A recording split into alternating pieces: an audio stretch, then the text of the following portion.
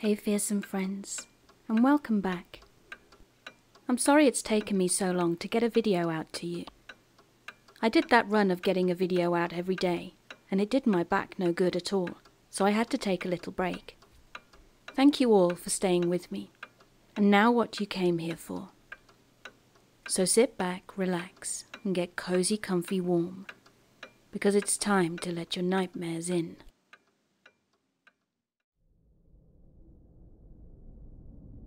So this happened almost 10 years ago, but it still gives me creeps whenever I think about it. I was finishing college and living back with my parents in our sleepy little town.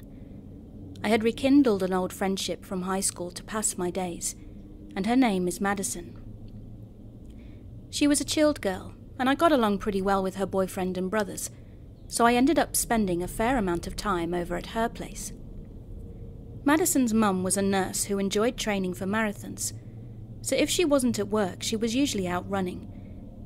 But her dad, on the other hand, was off on disability and home every day, except for delivering papers around the neighbourhood at about 4 a.m.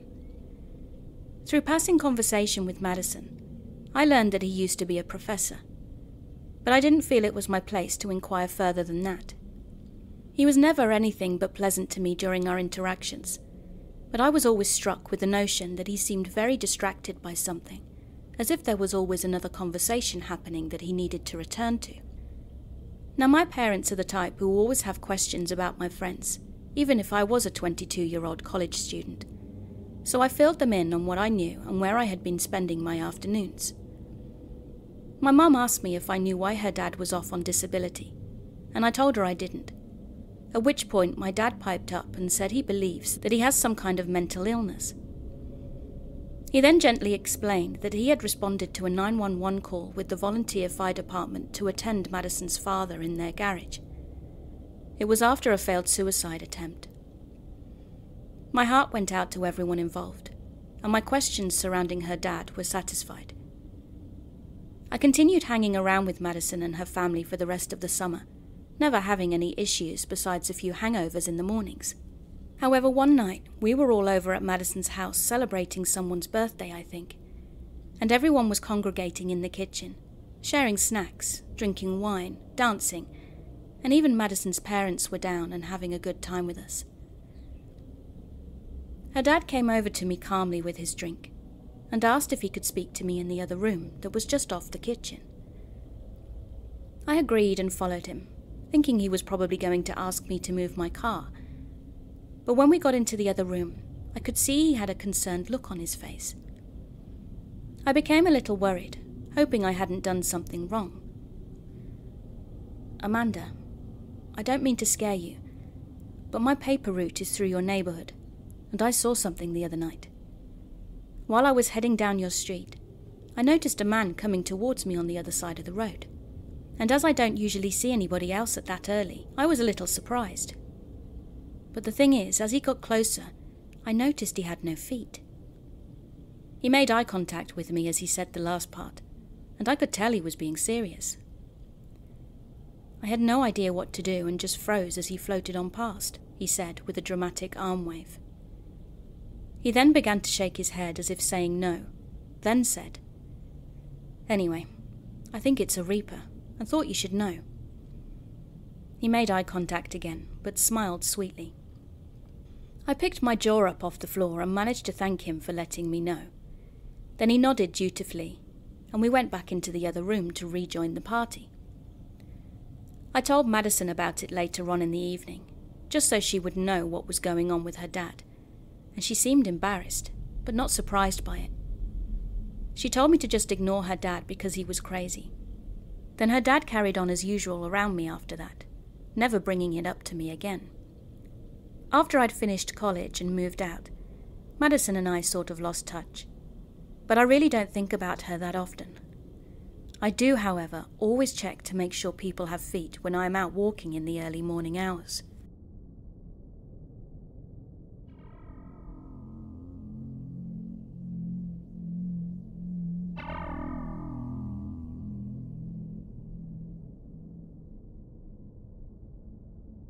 I thought I would post a strange encounter my partner and I had today, to see if anyone knows what the hell could be happening. We lived in our townhouse in Colorado for just about 2 years, and just renewed our 3rd lease, as we're comfortable here. We know our neighbours, we know the area extremely well, and are actively involved in the community when we can be. Me, a 28-year-old female, and my partner, a 25-year-old male who I'll call C, both worked in the gig and service industries, so our work hours are relatively irregular. Almost always, though, someone is home during the day, and only on weekend nights are we both away simultaneously for some sort of gig. Today is a Wednesday, and I was at work from about 11 a.m. to 4 p.m. After work I came home, and my partner had had a rough day, so we were just relaxing and organising some stuff with spring cleaning vibes, when he then told me about what had happened that day whilst he was at home. Around noon, suddenly there was a knock from the front door, and our 2 dogs began barking as they usually do. But before my partner could answer it, a man started peeking through our front window, trying to see inside of our house. He tried to calm the dogs and cracked the door to answer, and outside, standing in all black tactical gear, was what we assumed to be a police officer. C said his badge said something with the word fugitive in it, but he's having a hard time remembering. The man stated that he was looking for a woman, and that he had a warrant out for her arrest. He had a rolled up paper with this lady's information and a photo on it, and had our address on the paper. The dogs were still going wild, and C told the guy that she didn't live here, and that we have lived here for 2 years. But the guy just said again that he has a warrant and that the police are on their way. C repeated that we were the only ones here, and that one of our dogs is aggressive. And at this point C was just worried that this guy was going to force his way in and end up killing my dog, as she hates males because of a past abusive relationship. The man again stated that the police were coming, and that he has a warrant for this random woman's arrest. But then he just left. Okay, well, the police still haven't showed up for anything. We spoke to our landlord and she said that maybe it was a bounty hunter or something similar. But either way, we have lived here for 2 years and never experienced anything like it. It made me uncomfortable when he told me about it, because now I'm just worried someone is casing our house for a robbery or something.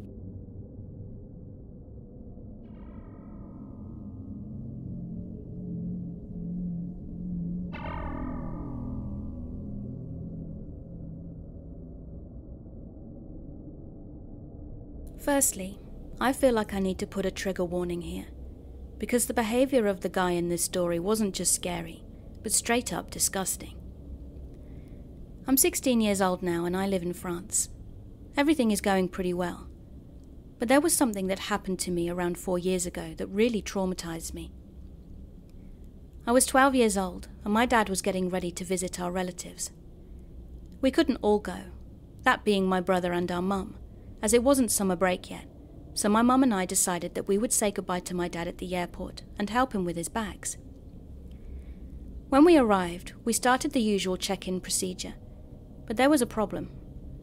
My dad wanted to take a bike as a gift for my little cousin, but the woman said it had to be in some sort of box to be allowed on the plane. After a quick crisis reunion, my dad settled on an idea, and that was that he was going to buy some tape from a store in the airport, then ask them if they had some cardboard. My mum followed him in and told me, "Stay here with the bike, we'll be right back." So that's what I did. I was standing right outside the shop, and my mum hadn't lied as they came back only a minute later, but the cardboard they'd brought wasn't enough. They went back in, so I was standing there alone again, with a bike laying on some cardboard. I zoned out for a second, looking at the thing, when a pair of huge feet suddenly appeared in my field of view. Looking up, there was a tall man, to 12-year-old me anyway, and he was looking at me. He'd already startled me by his presence, but then he began to talk to me. At first it was fine because he was just asking about the bike. Things like, "What's the cardboard for?" Which reassured me as he wasn't asking questions like, "Are you alone?" etc., which are of course major red flags.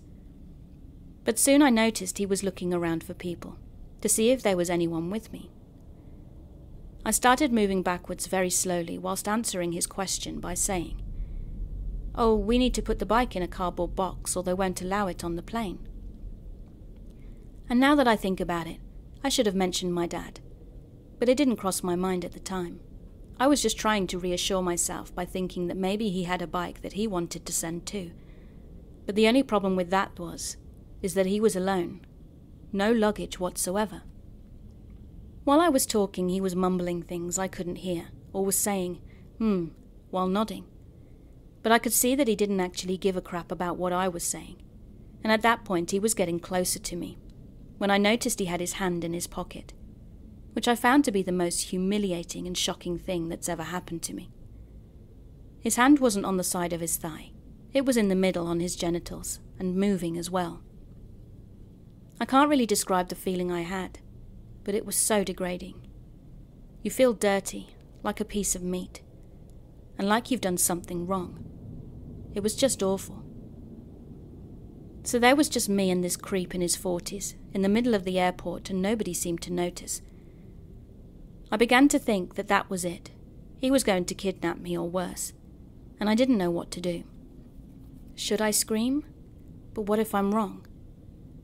That's when my hero, my saviour, came from out of nowhere, and I saw my mum jumping in to stand between us, like any mother would in the animal kingdom, aggressively intimidating the threatening stranger.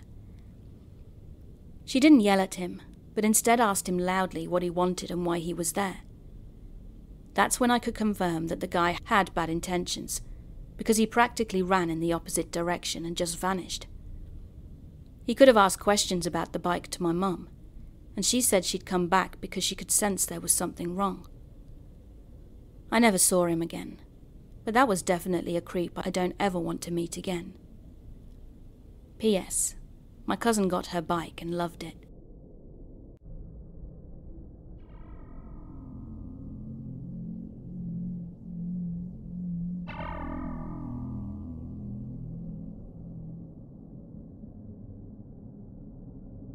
When I was 9 or 10, I went with my dad and siblings to Goodwill after a church service. I can't remember why we went there though, as my dad doesn't really like shopping. But we went straight to the appliance dish section, and we're just standing there whilst my dad was looking at a couple of mason jars.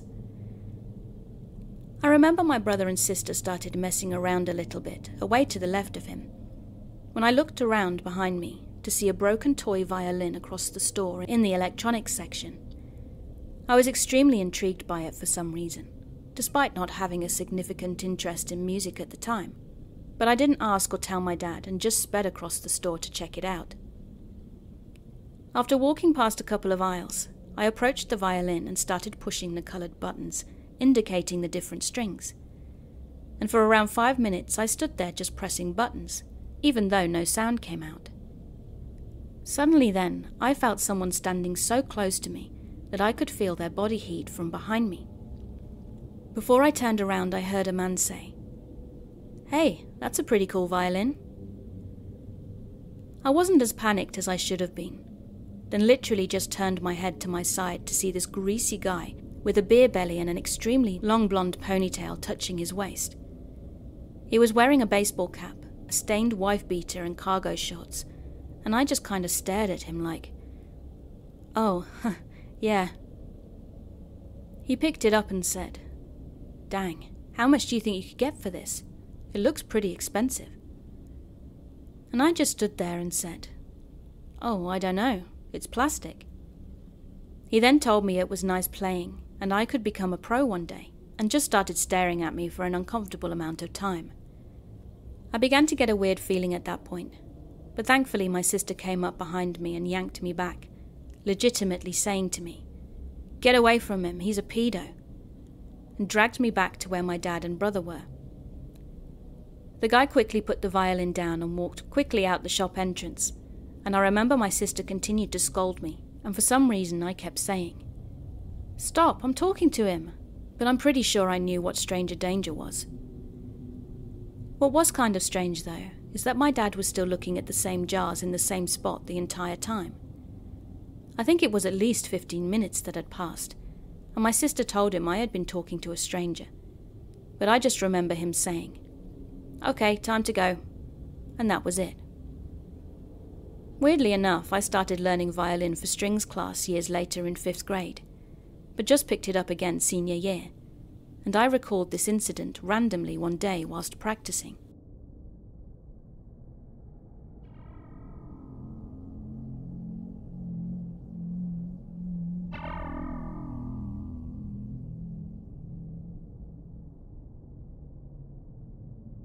When I was younger, I met a man.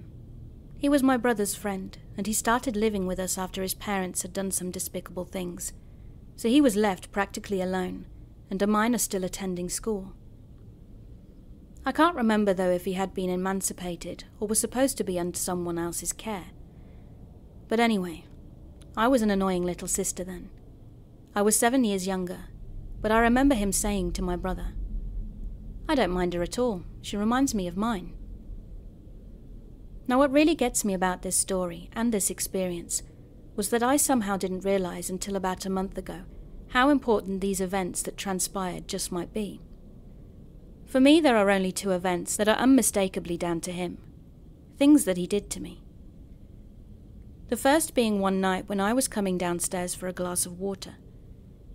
I began by opening my heavy bedroom door and continued down the creaky hallway and stairs without at all being silent, and just as I got to the bottom, I saw him sitting at the computer.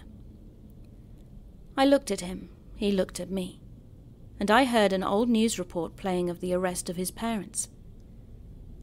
I felt like I was invading his most private moment, a time where he was obviously emotional and raw, and I felt horrible, so I paused just then, as it was such an awkward situation.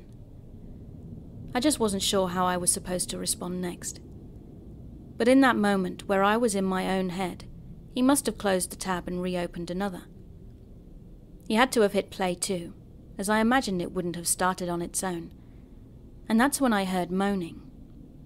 He just stared at me, and I was now even deeper in my own head, thinking, is this happening? It must have been an accident. I finally then got the sense in me to go back to my room, and I can't remember if I ever told anyone about it at the time. I just dismissed it as an accident. The second incident happened just as I got out of school, when I went up to my room to find my bubble-back TV was missing.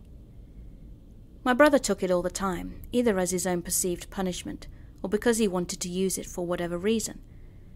So I started by storming into his room and demanding it back. The prong in my screw-on cable cord was getting worn out, and it was such a hassle to set it up again and again, so I was aggravated. He told me though that he had no idea, and he couldn't care less. So confused, I was now wondering who else would have taken it. I'm not grounded. My brother doesn't have it. Could it have been his friend? I went to his room and knocked, and he sounded pissy as I asked if he'd taken it. Through the door he said he had, and going back to my aggravated state, I opened up his door to see it sitting on the floor, seemingly unused. I then angrily said, "Why did you take my TV?" Then before I knew it, he was bum-rushing me into a wall and lifting me up high up by my throat. I started yelling at him and trying to fight back, when my mum ran up the stairs and screamed at him. She told him to let go of me and to get the hell out, as my brother came out of his room with the most puzzled look on his face. "What are you doing?" he asked. His friend then left, and I can't remember him coming back and living with us after that. Fast forward to when my brother moved out to a new house, but in the same neighbourhood, and for years he would allow that friend to stay with him, on and off, as he felt bad for him, thought he was given an unfair start in life, and wanted to help him. Now it was before or around this time that a man dressed all in black would begin terrorising me, and it all started on Halloween night when I was in 5th grade. It's quite honestly exhausting to go through all of this again, and it was always something that apparently my mind tried to downplay, dismiss and forget. But recently during a therapy session, I was forced to really face it, and realise it was the origin of who I am today. So I'm going to try to briefly explain what happened without leaving too many details out. One night, in the middle of the night, there was a knock on the door and I was home alone. I grew up watching Forensic Files, Law and Order SVU, etc. so I was just naturally thinking, yeah, I don't want to open it. But like all the dumb characters in horror movies who die at the beginning, I opened it. No one was there though, so I stepped out onto the porch to look and see if they were still walking away, as I had taken a moment in answering the door. But there was no one anywhere. At first I thought nothing of it. It was probably one of my brother's friends or something. But some time later, when I was sitting on the couch, I saw something dark flash past the kitchen window. But I kept thinking that it was probably just my brother or his friends playing a prank, or maybe it's simply nothing at all. I had no idea, but I was definitely creeped out. As I sat there, I just had this feeling of being watched, like my senses were telling me something was off.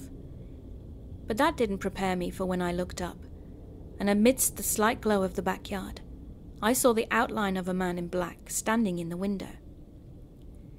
In the case of fight, flight, freeze, or fawn, I froze, and that was when I watched as he lightly knocked on the window and did a close finger wave like you would to a child.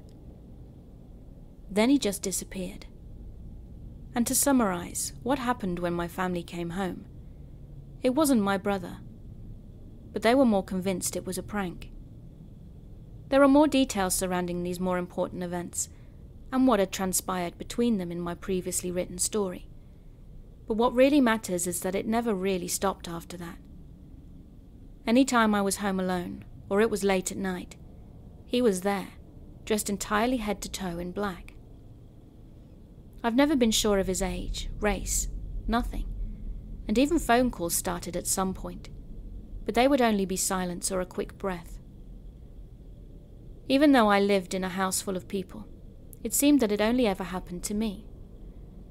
My mum had picked up the silent phone calls, but they or she would hang up quickly and she assumed nothing of it.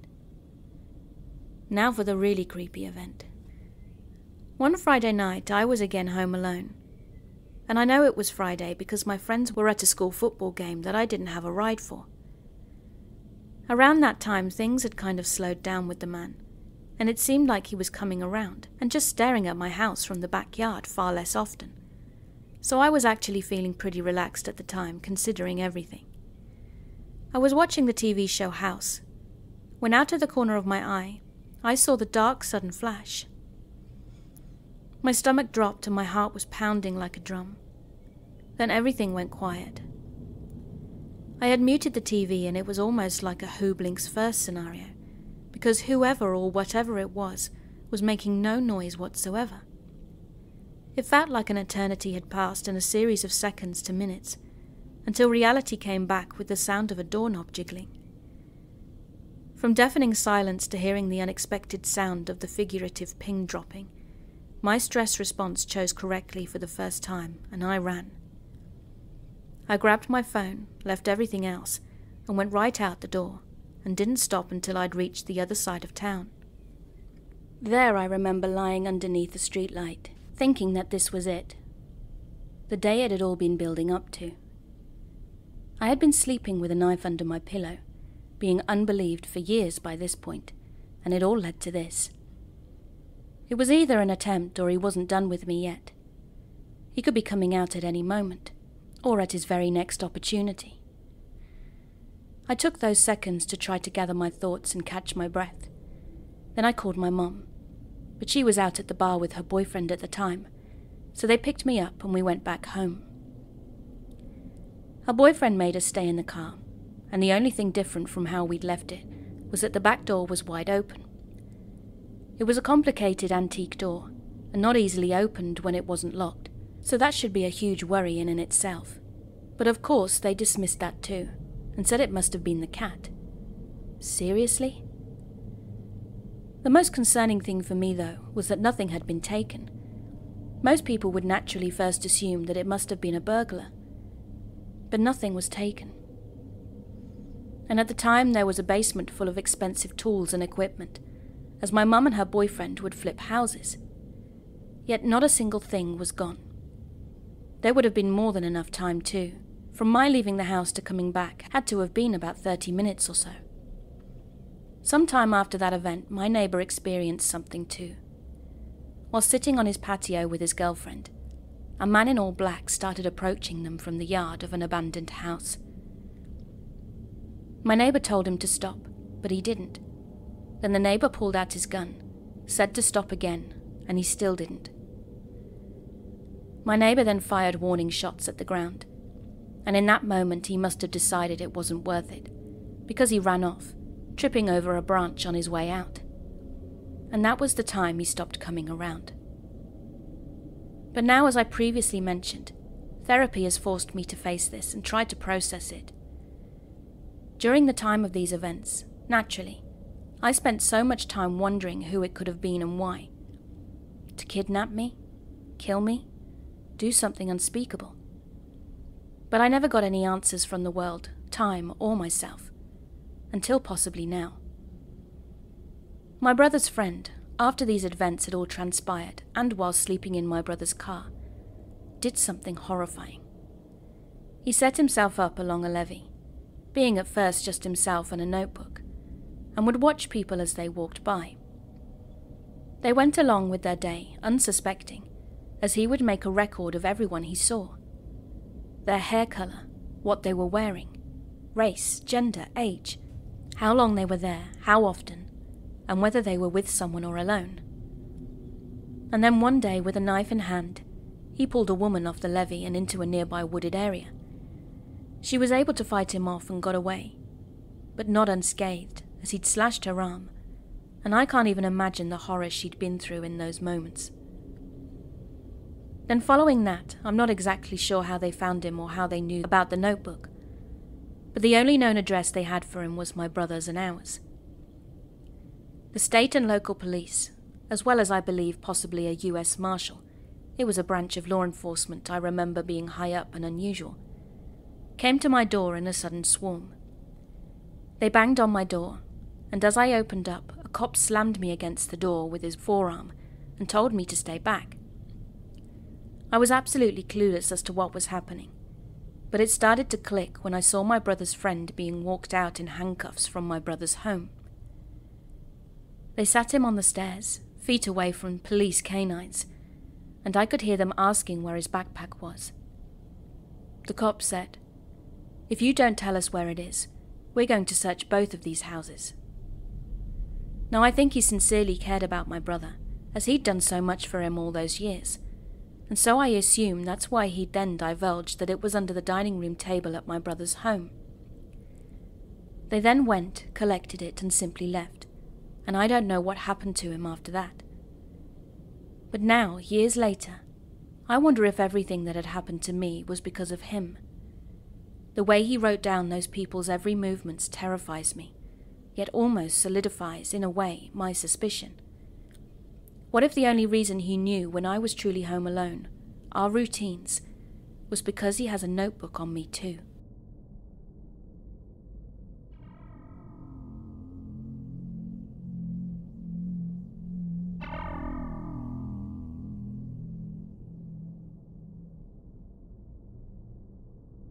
A few nights ago, my 20-year-old daughter and I, a 44-year-old female, were at home alone together.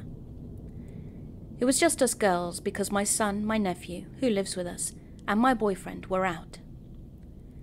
The night was cold and rainy, and my daughter was in the kitchen baking as I chatted with her for a bit.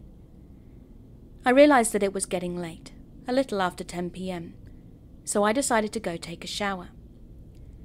I went into my ensuite and had just turned the water on, when I heard my daughter calling me in a hushed but frantic tone.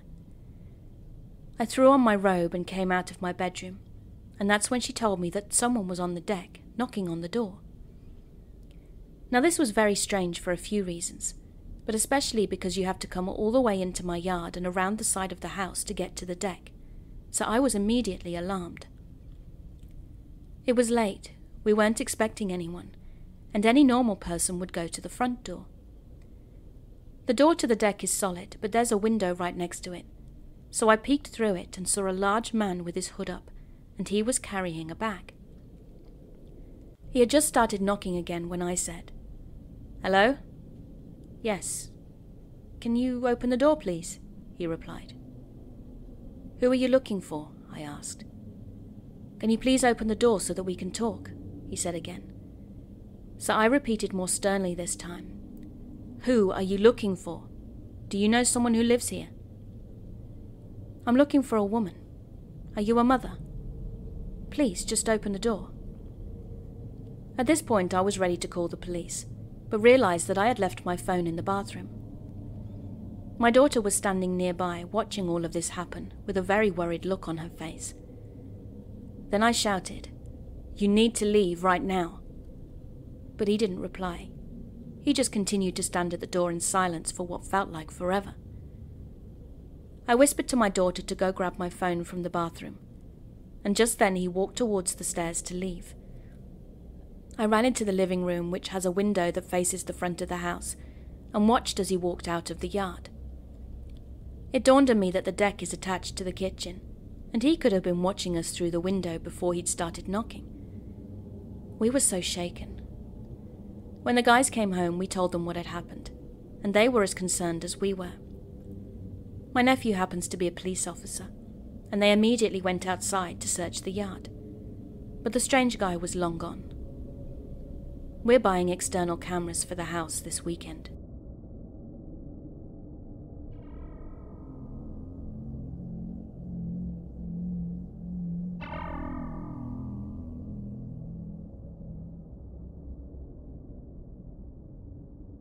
I, a female and now 26, was approximately 9 years old back in 2004-ish, and I grew up in a small town that gets smaller every year. The next town over has a shopping plaza that my parents went shopping in often, where the Walmart that was there took up half of it, and we went there first. My parents would let me look at the various animals for sale at the pet store in the plaza, because it was a small pleasure for me. I loved to look at them, and knew better to ask for more pets, because I already had plenty to care for at home. So on this day, I started going around the pet store like I always did. I started with the rodents, when this employee came up to me and started talking. I think he was around mid-40s, and this had never happened to me before, so I began to feel really uncomfortable. I moved on to the reptile room then, but the dude followed me and kept trying to talk to me. My father, then thankfully, followed me this time too, and I was so damn grateful he'd come into the room with me. My mother couldn't stand snakes, so I didn't expect to see her. But then I went to look at the birds. The employee was still following me, when my mother joined my father and I. I noticed my parents kept getting closer and closer to me with each interaction, and I think this was when I wondered if they'd picked up on how creepy this guy was being. Then he had a customer and went to cash them out, and I thought he was done. Just then I noticed that they had puppies, which is uncommon, so I went to see them, talking to my parents about them. But the employee came back again and started trying to join the conversation. I looked back towards my parents, who were closer than before. Then I made my way into the fish room, which was always my last stop, with my parents still close behind. The employee still wouldn't leave me alone. And just to remind you, I was 9 years old, and he was a 40-something-year-old man. I don't know why I didn't just ask my parents if we could just leave. Maybe it was because I was so young, or maybe I didn't understand why I was so damn uncomfortable. This was 17 years ago. After the fish room we left, and the employee didn't follow us out of the store, thankfully. I remember just feeling glad that my parents didn't leave me alone with this man. And here's the thing that makes this memory so creepy. Whilst travelling home in our van, I heard my parents talking up front in hushed voices, but I could hear everything they were saying. They obviously thought I couldn't hear them, and here's something like what they'd said. "Did you notice how creepy that guy was being with her?" my dad said. "I know. That's why when I noticed, I stayed with her," my mum replied. "I'm glad it wasn't just me who felt that way. Who knows what he was actually thinking?" I know, my mum said. That conversation confirmed to me that maybe I had a reason to be creeped out. The whole thing really made me uncomfortable, but so grateful my parents were so vigilant. I did go there after this incident many times, and never saw him again. But I do wonder if complaints were filed against that employee. So creepy employee at the pet store. Let's not meet ever again.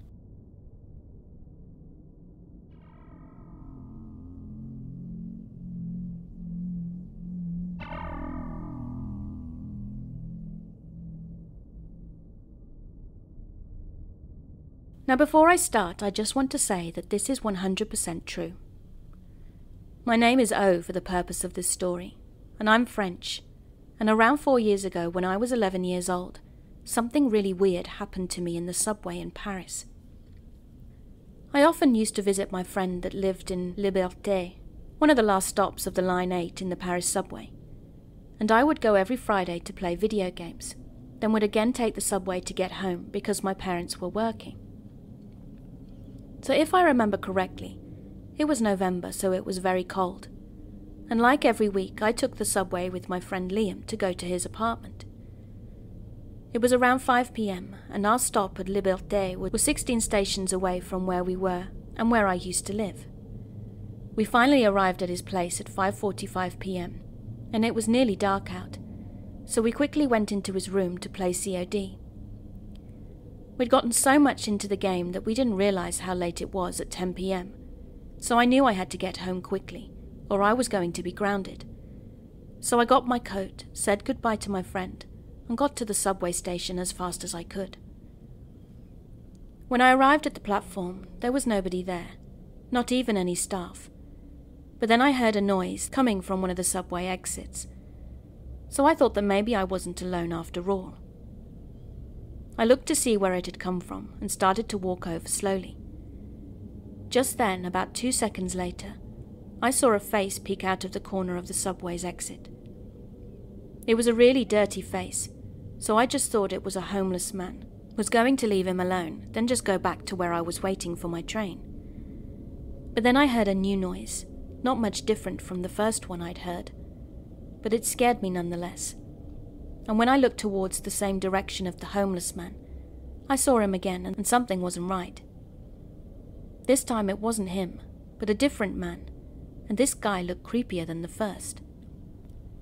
He had many scars on his face, ripped clothes, and a weird-looking smile. Then when I looked down, I saw something shiny, but I don't know what. Instantly I began to run out of the station, when I could hear that someone was following me. I managed to get out of the station, and when I looked back, there was nobody there. So I went to the first person I saw, who was a nice lady, and I told her everything, so she called the cops. When they arrived, they went down to the platform and arrested 2 guys, and as they were bringing them out, they smiled at me. I then went to the lady who called the police for me, and apparently crack, heroin, syringes, and a piece of glass shaped as a knife was found on them. I begged the police not to tell my parents what had happened and asked if they could take me home. They said that was fine and dropped me at the house. And I never told my parents, but I did ask that they pick me up from now on.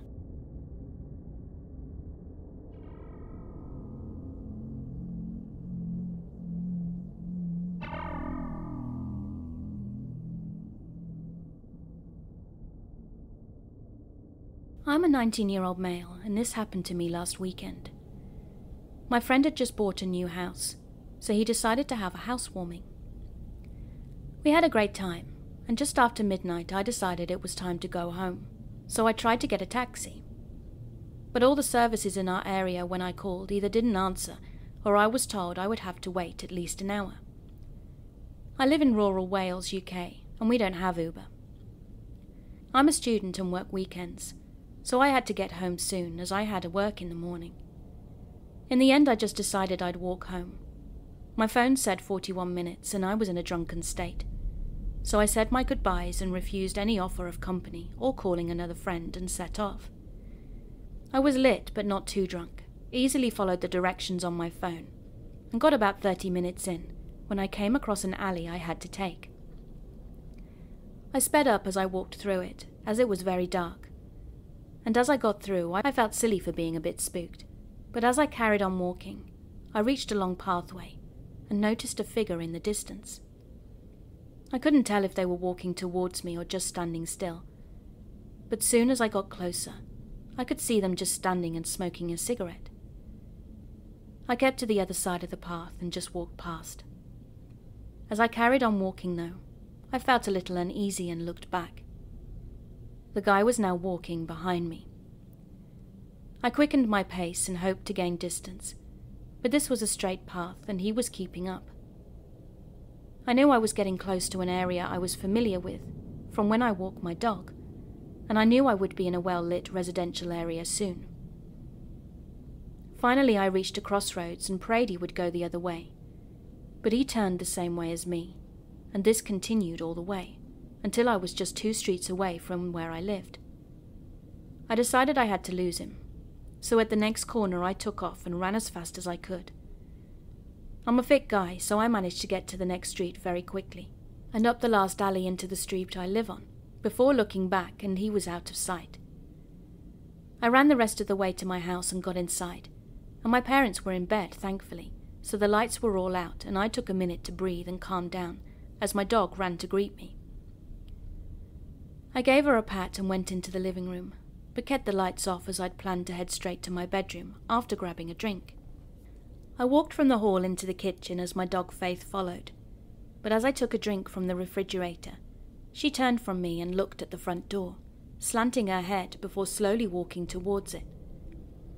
I swear I got the creepiest feeling then, like my whole body froze as I saw a figure through the small frosted glass panel in the door. I slammed the door to the refrigerator and hid out of view. I was absolutely terrified. Faith began barking and jumping at the door as I stayed hidden out of view, and she shuffled around, pawing at the door. Suddenly, my dog charged into the kitchen, still barking, then ran past me to the kitchen door and leapt up. I ran into the hall and saw my dad at the top of the stairs, asking what Faith was barking for, so I blurted out that a guy had followed me home. He charged down the stairs and Faith was still going crazy in the kitchen. Then my dad marched into the darkness as I followed, but again Faith ran past us back to the front door. My dad went into the front garden as I held Faith back, and he saw the front gate rattle. We went over to it and looked up and down the street, but saw nothing. He decided to stay up then, and I went to bed. The next morning in the back garden, we found a rusty knife that was dirty and had black tape all around the handle. There were also 2 stab marks on the back door. My dad refused to report it to the police, which I think was insane, as somebody had clearly tried to break in, but he insists that they won't come back. The whole situation has played on my mind all week, and it's really creeped me out. I can safely say that I'll call someone for a lift home next time.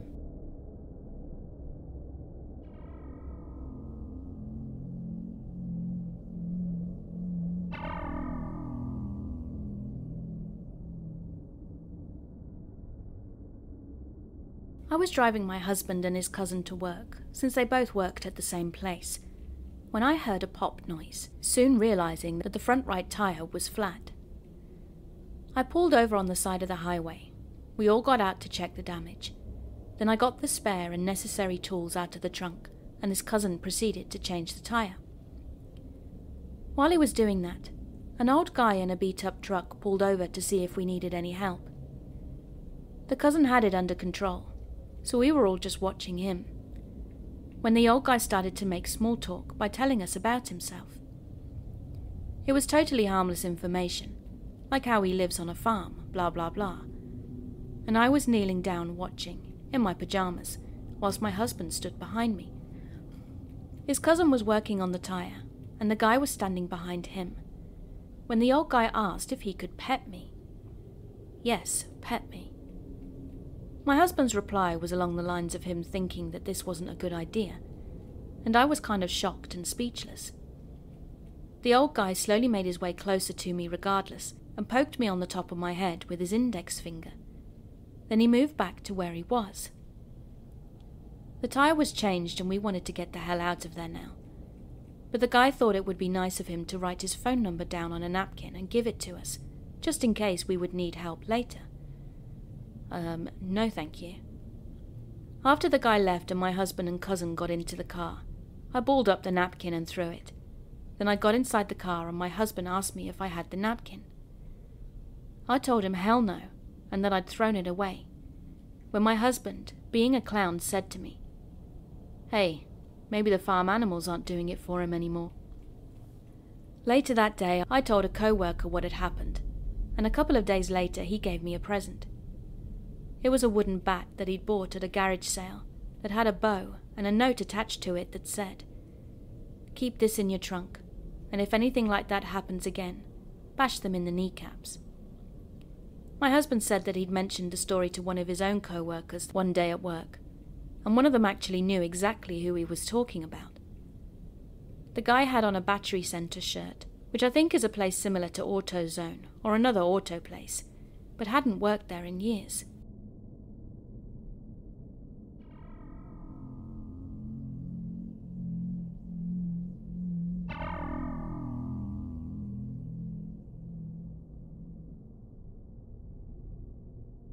So late November 2021, I was out white-tailed deer hunting with my brother-in-law, and the day started off as usual. We arrived at our hunting spot after meeting up, as we'd driven there separately, and as it was 6 a.m, it was dark. We made our way to our tree stand, and as my brother-in-law doesn't hunt much, I'd set up a tree stand next to mine on another tree, so he was probably only 2 feet away from me. We were hunting all day, staying in the tree stands, and we saw nothing exciting, just a large 8-point and a few does. Then it wasn't until dusk that we spotted a doe coming charging out of the woods. We were in front of an opening with mainly sand and small vegetation, and it was about 20 yards wide from our left to our right, and about 75 yards long. There was also a small opening to our left where the deer would enter the field, then wander to another opening which was 13 to 15 yards wide. So this doe was running out on our right, and in an instant ran right up towards us. My brother-in-law got ready with his rifle, but I called over to him to stop the deer. He took the shot and hit the deer, and it was about 20 minutes until it got dark, so I got down from the tree stand as he was still shaken from the shot.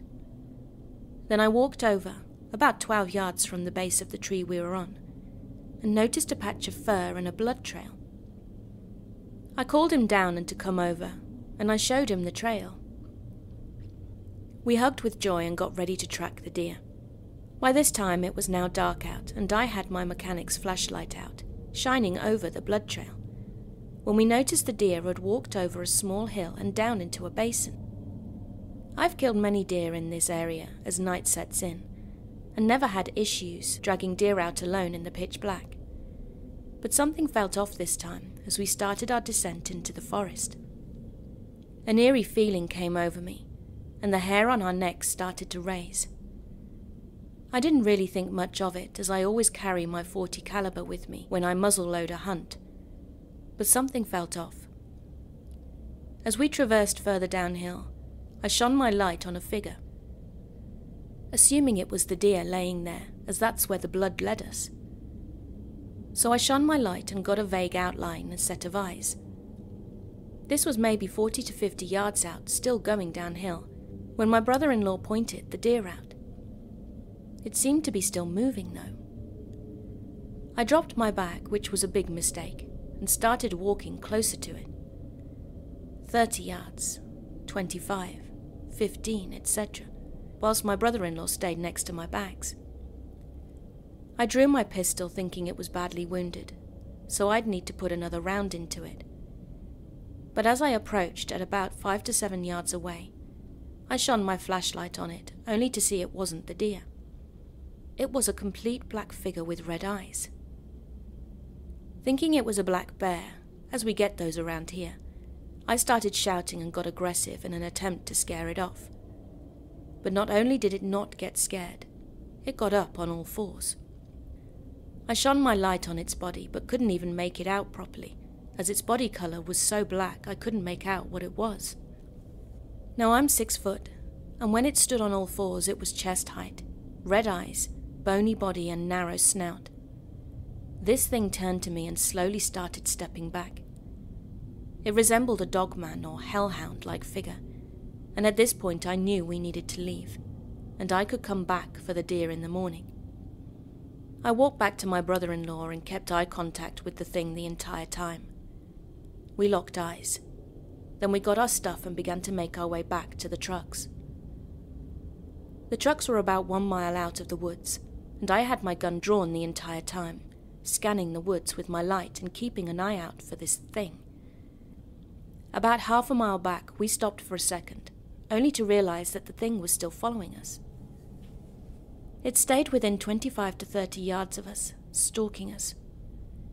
We both decided it was time to get the hell out of there, and we hightailed it back to our trucks. We talked about it later, at which time we realized that the deer wasn't worried about us. It was running for its life from this thing as well. The following morning at daybreak, I went out there alone to see if I could get the deer.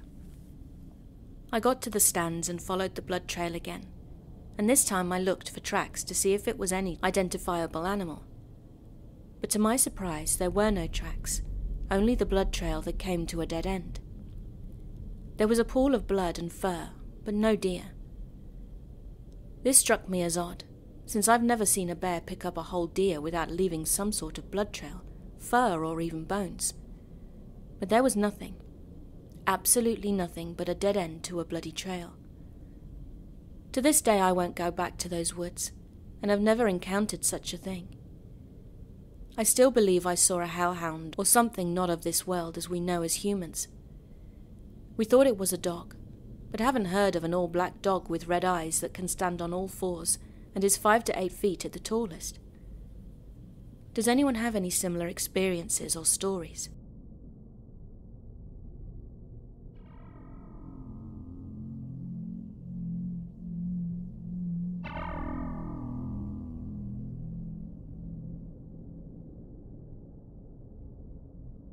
A few months ago, my roommate and I noticed that our bathroom door wasn't closing properly. It hadn't closed properly since our landlord had someone install a brand new washer for us because our old one wouldn't drain properly. And about a week after finding out about our faulty door, someone rang our doorbell, an older man to be exact. I answered the door with a, "Hello, can I help you?" To which the old man stared and said, "I'm here about the door." Blinking, I would immediately step aside for them and direct them into the house, leading them down the hallway to the bathroom door.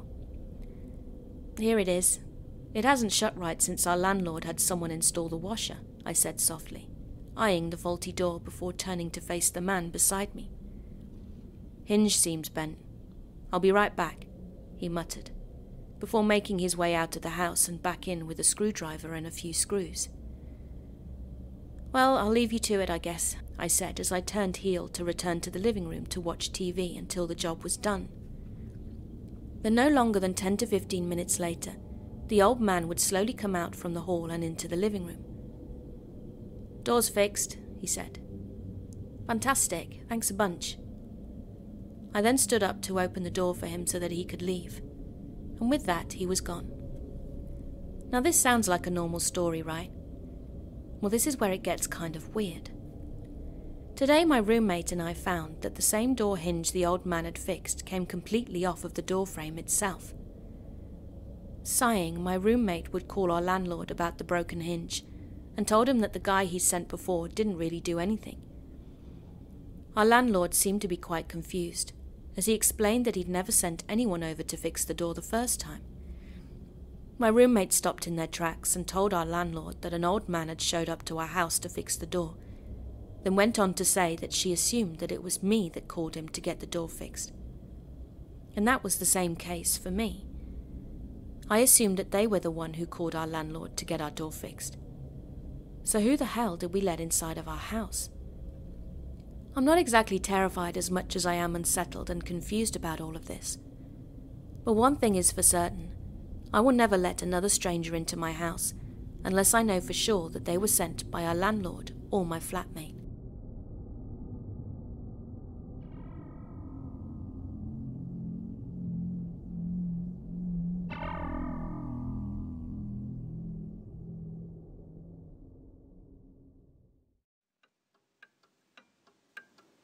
Hey, thanks for listening.